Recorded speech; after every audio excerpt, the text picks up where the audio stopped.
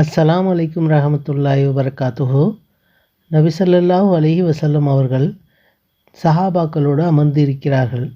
அப்போது சஹாபாக்களை பார்த்து நபி ஸல்லல்லாஹு அலைஹி வஸல்லம் அவர்கள் கூறுகிறார்கள், நீங்கள் ஒரு சொர்க்கவாசியை காண்பதற்கு ஆசைப்படுகிறீர்களா?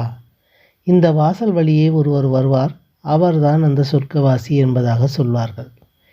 எல்லா சஹாபாக்களும் அந்த பாக்கியம் பெற்ற நபர் யார் என்று எதிர்பார்ப்பில் ஏங்கி நிற்கிறார்கள். சிறிது நேரத்தில் ஒருவர் உள்ளே வந்தார். அவர் யாருக்கும் அறிமுகம் இல்லாதவர், எந்த வகையிலும் பிரபலம் இல்லாதவர். அவர் ஒழு செய்து அவரது தாடியிலிருந்து வடிந்து கொண்டிருக்கின்ற நீர் கூட சொட்டி கொண்டிருக்க உள்ளே வந்து ஓரத்தில் அமர்ந்து கொண்டார். அடுத்த நாள் அதே போன்று சபை. நபி ஸல்லல்லாஹு அலைஹி வஸல்லம் அவர்கள் அதே கேள்வியை கேட்கிறார்கள். சொர்க்கவாசியை நீங்கள் காண வேண்டுமா? ஆம் யா ரசூலல்லாஹ் என்று கூறினார்கள். அந்த வழியே ஒருவர் வருவார், அவர்தான் அந்த சொர்க்கவாசி. முந்தைய நாளில் உள்ளே வந்த அதே நபர் உள்ளே வந்து ஓரத்தில் அமர்ந்து கொண்டார். மூன்றாவது நாளிலும் நபி ஸல்லல்லாஹு அலைஹி வஸல்லம் அவர்கள் கேட்கிறார்கள், சொர்க்கவாசியை பார்க்க வேண்டுமா? அதே நபர் ஒழு செய்து தண்ணீர் சொட்ட சொட்ட உள்ளே வந்து ஓரத்திலே அமர்ந்து கொண்டார்.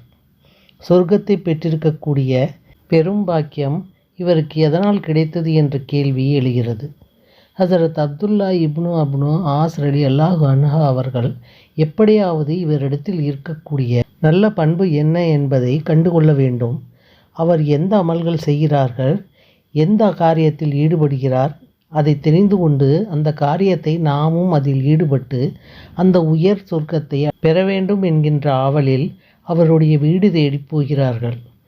போய் சொன்னார்கள், எங்களுடைய வீட்டில் சிறிய சஞ்சலம் ஏற்பட்டு விட்டது, எனவே என் வீட்டிற்கு நான் போகவில்லை.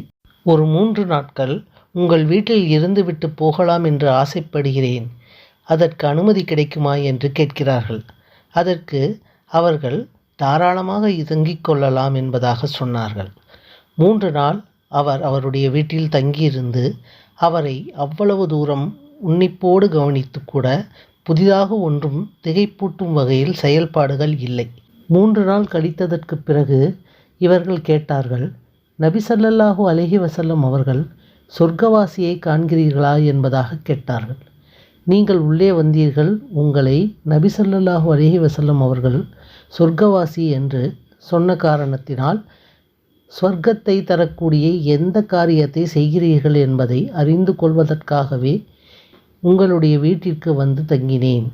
ஆனால் புதிதாக வியப்பூட்டும் வகையில் எந்த காரியத்தையும் நீங்கள் செய்யவில்லையே, அப்படி என்ன ரகசியமாக செய்கிறீர்கள் என்பதாக அவர்கள் கேட்டார்கள். அவர் சொன்னார், எல்லா முஸ்லீம்களும் செய்யக்கூடிய காரியங்களைத்தான் நானும் செய்கிறேன். என்னிடத்தில் ஒரு குணம் இருக்கிறது, வேண்டுமானால் அந்த குணம் அந்த ஸ்வர்க்கத்தை பெற்றுத்தரலாம் என்று சொல்லிவிட்டு சொன்னார்கள், நான் எந்த முஸ்லீம்களின் மீதும் விரோதம் கொண்டதில்லை. யாருக்காவது எதையாவது அல்லாஹ் வழங்கினால் அதை கண்டு நான் பொறாமைப்பட்டதில்லை.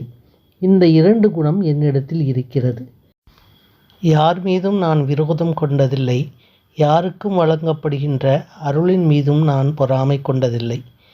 இந்த 2 குணங்கள் மட்டும் என்னிடத்தில் உண்டு என்பதாக அவர் சொன்னபோது ஹஸரத் அப்துல்லா இப்னு ஆஸ் ரலியல்லாஹு அன்ஹு அவர்கள், சகோதரரே, இந்த உயர்குணம்தான் சொர்க்கத்தை பெற்றுத் தருவதற்கான காரணி என்பதாக சொன்னார்கள்.